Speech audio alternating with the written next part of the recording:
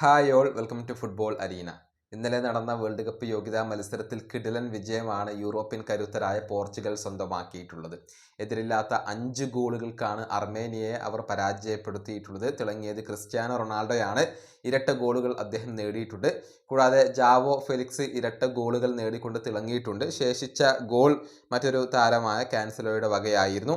അങ്ങനെ 5 ഗോളുകളും പോർച്ചുഗലിന് വേണ്ടി നേടിയിട്ടുള്ളത് സൗദി അറേബ്യയിൽ കളിക്കുന്ന താരങ്ങളാണ് എന്ന ഒരു പ്രത്യേകത കൂടി ഈ മത്സരത്തിന് ഉണ്ടായിരുന്നു. ക്രിസ്ത്യാനോ റൊണാൾഡോയെ എടുത്തു പറയേണ്ടതുണ്ട്.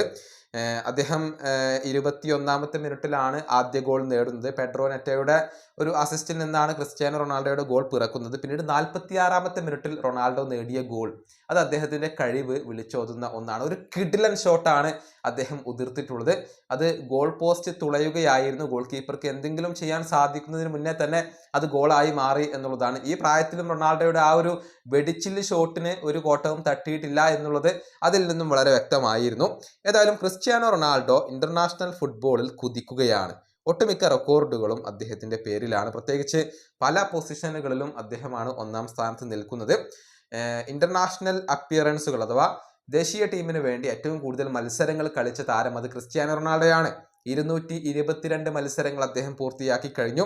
കൂടാതെ ഏറ്റവും കൂടുതൽ ഇന്റർനാഷണൽ ഗോളുകൾ നേടിയ താരം അത് ക്രിസ്ത്യാനോ റൊണാൾഡോയാണ്.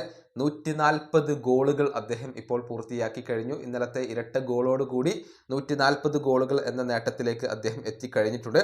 കൂടാതെ ഏറ്റവും കൂടുതൽ ഇന്റർനാഷണൽ വിജയങ്ങൾ എന്ന റെക്കോർഡും റൊണാൾഡോയുടെ പേരിലാണ്. 135 വിജയങ്ങളാണ് അദ്ദേഹം പോർച്ചുഗൽ ദേശീയ ടീമിനോടൊപ്പം സ്വന്തമാക്കിയിട്ടുള്ളത്. അങ്ങനെ എല്ലാത്തിലും ഒന്നാമനായിക്കൊണ്ട് ക്രിസ്ത്യാനോ റൊണാൾഡോ തന്റെ അശ്വമേധം തുടരുകയാണ്. വരുന്ന മത്സരങ്ങളിലും റൊണാൾഡോയിൽ തന്നെയാണ് ആരാധകരുടെ പ്രതീക്ഷകൾ. ഈ വീഡിയോയുടെ അവസാനിപ്പിക്കുന്നു. അടുത്തൊരു വീണ്ടും കാണാം.